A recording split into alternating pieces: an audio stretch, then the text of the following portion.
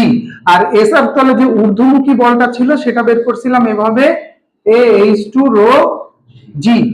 এখন এই দুইটা বিয়োগ করে দিছিলাম F2 বিয়োগ F1। কেন বিয়োগ করছিলাম? কারণ হচ্ছে এরা দিকে বিপরীত, একই দিকে হলে তো যোগ করে দিতাম, বিপরীত দিক বলে বিয়োগ করে দিচ্ছি। হ্যাঁ, ঘটনা হচ্ছে যে এই বস্তুটার উপরে পানি উপর থেকে মনে করো সাপোজ 2 নিউটন বল দিচ্ছে, উপরের যে পানি আছে, আর নিচ থেকে যে পানি বল দিচ্ছে সেটা মনে করো সাপোজ 5 নিউটন বল দিচ্ছে। নিচের থেকে অবশ্যই বেশি হবে, অলওয়েজ কোনো কিছু ছাড়লে নিচ থেকেই ধাক্কাটা বেশি হবে।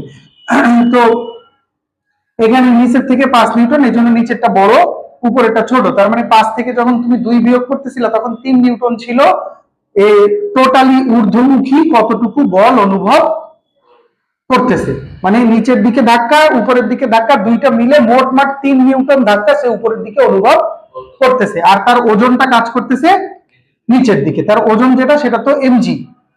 এই ওজনের বিপরীতে যেটা কাজ করতেছে সেটা হচ্ছে 3 নিউটন। মানে এই 2 আর 5 মিলে জিলে 3 হয়েছে। এই 3 কার বিপরীতে কাজ করতেছে? ওজনের বিপরীতে কাজ করতেছে। বুঝে গেছে কথা? বুঝছো না বোঝো নাই? মানে তোমাকে পানিতে ছেড়ে দেওয়া হচ্ছে, পানির উপরের তল তোমার উপরের পৃষ্ঠে দিচ্ছে 2 নিউটন, আর পানির নিচ দিয়ে তোমার পিছনে দিচ্ছে 5 নিউটন। এই দুইটা মিলে মোটমাট পানি তোমাকে উপরের দিকে দিচ্ছে 3।